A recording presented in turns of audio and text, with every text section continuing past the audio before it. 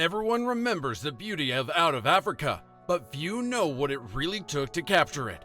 What if I told you the real story behind it was anything but peaceful? From wild animals to brutal weather and a crew on the edge, this romance felt more like surviving the wilderness. Number 1. The film that rarely happened. It's hard to imagine now, but Out of Africa rarely existed. In the mid-1980s, an era of action blockbusters, MTV, and neon lights, Universal Studios had zero confidence in the slow, nostalgic love story about a Danish writer and a game hunter in colonial Kenya. But Sidney Pollack, fresh off Tootsie, wouldn't let it die. He believed Karen Blixen's memoirs were more than a romance. It was about independence, heartbreak, and the wild pull of the unknown. What's even crazier, this story had been circling Hollywood for decades. Orson Welles tried to adapt it in the 1940s. David Lean, the genius behind Lawrence of Arabia, also flirted with it but couldn't get funding. Number 2. Finding Africa was a battle itself. You'd think a film set in Kenya would naturally shoot there, but Hollywood wasn't so sure. Kenya in the 1980s wasn't exactly production friendly. Political tension, unreliable power, dangerous animals, and unpredictable weather made it a logistical nightmare. The studio even suggested filming in Australia or California. Pollack flat out refused. "If we can't shoot in Kenya," he said, "then we're not making it." So, they built a fully functional base camp in the middle of nowhere, complete with tents, kitchens, generators, and a film lab. Everything had to be imported. Food, water, fuel, even toilets. It was less like making a movie and more like establishing a small colony. Cast and crew joked they weren't just filming Out of Africa, they were living it. Number 3. Real animals, real chaos. From the moment they landed, the wild side of Africa made its presence known. Lions, snakes, baboons, you name it, wandered freely through the set. Meryl Streep woke up one morning to find a monkey raiding her tent. The makeup team had to guard their supplies at dawn because baboons kept stealing their brushes and mirrors. Crew members reported hyenas howling outside at night and snakes slithering into the lighting cables. One production assistant later said, "Every day felt like a National Geographic episode, except we were the ones being filmed." Forget studio chaos, this was survival cinema at its finest. Number 4. The iconic hair wash scene was a nightmare. You know that gorgeous slow-motion scene where Robert Redford gently washes Meryl Streep's hair by the river? Pure romance, right? In reality, it was pure torture. The water was cold, the air was humid, and mosquitoes swarmed the actors non-stop. Pollack insisted on reshooting it multiple times because he wanted that perfect golden hour glow. But after taking 12, Streep joked that she was ready to drown the director herself. Redford tried to stay upbeat, but he was equally miserable. The result looked like effortless beauty, but behind the camera, both actors were teeth-chattering and bug-bitten. As Streep later put it, "It's amazing how something so uncomfortable can look so beautiful." Number 5. Redford's accent drama. Here's something most fans don't know. Robert Redford was originally supposed to sound British. His character, Dennis Finch Hatton, was a real English aristocrat, so the studio hired dialect coaches and made him rehearse endlessly. But no matter how polished it was, Redford sounded wrong. The charm vanished. After weeks of frustration, Sidney Pollack finally threw in the towel.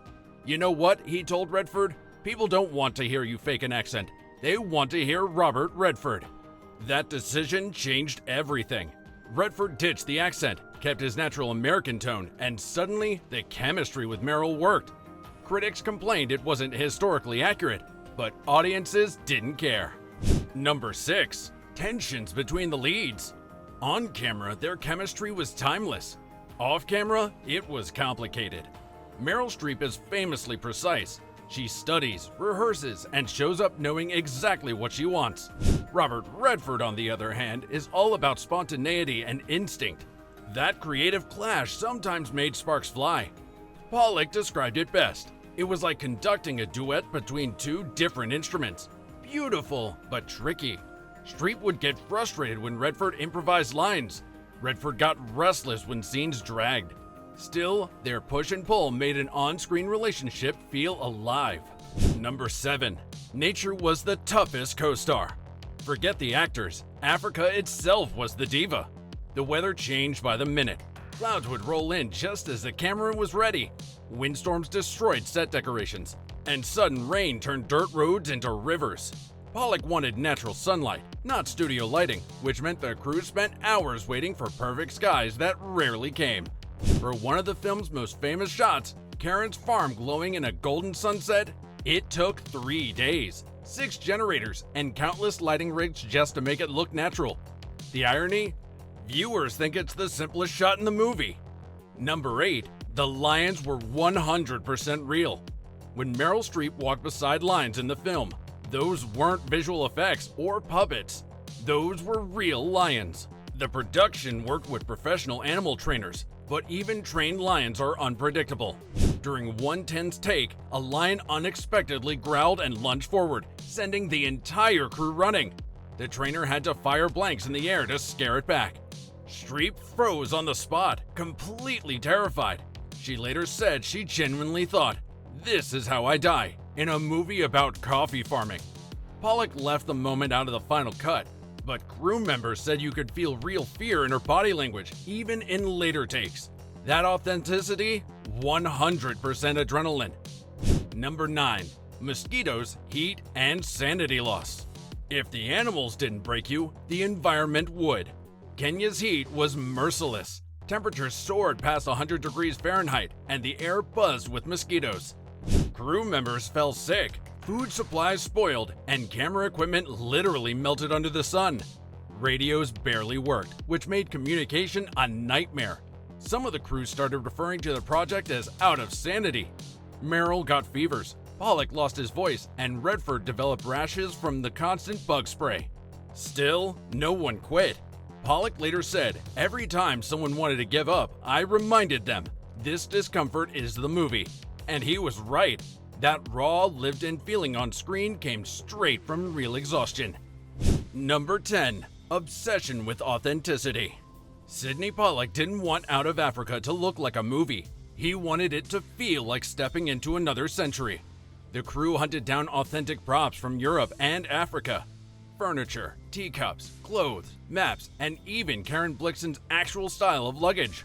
Hundreds of pieces were shipped by boat and truck to Kenya, where everything was assembled by hand. The costume team went as far as recreating 1910 stitching techniques to get the silhouettes right. "We weren't just designing a film," one designer said. "We were resurrecting a world that no longer existed." That level of authenticity paid off. Critics still praise Out of Africa as one of the most visually accurate period pieces ever made. Number 11. The plane wasn't just a prop. That breathtaking yellow biplane soaring above Kenya's Golden Hills? Completely real and terrifyingly fragile.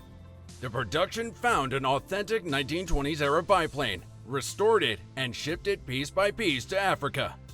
Robert Redford was determined to make the flying scenes believable, so he trained to handle basic takeoffs and landings himself.